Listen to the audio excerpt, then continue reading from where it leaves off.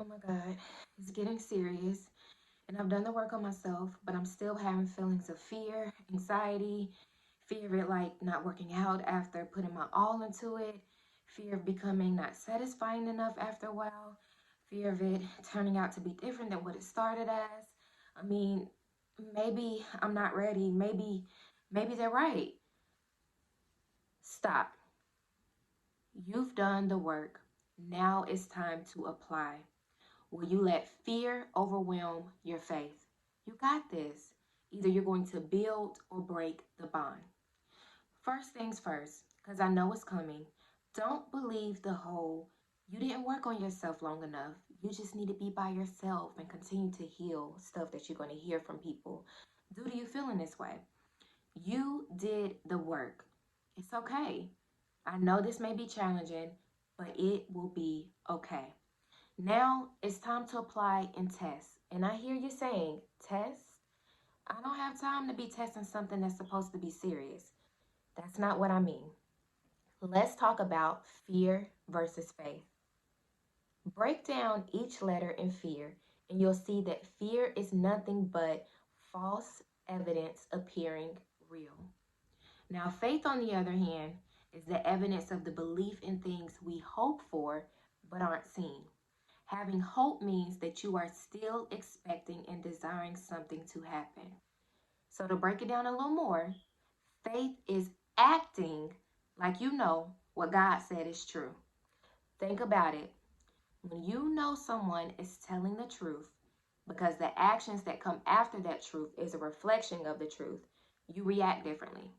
So act like you know that the desires of your heart have already been placed in front of you. Have faith.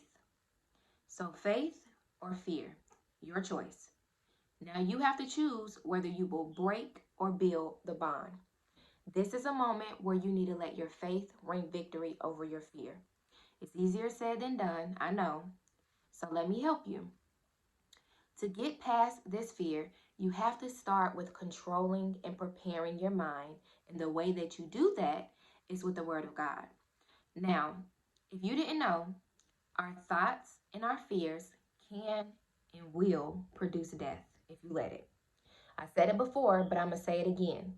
God clearly says the power of life and death lies within the tongue, and whatsoever we believe will be true. So if your thoughts and what you believe are those reflecting fear, death in that area is what will occur.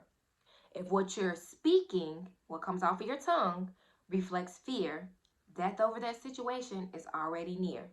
So simply put, only think on and speak on the positivity that you desire to see.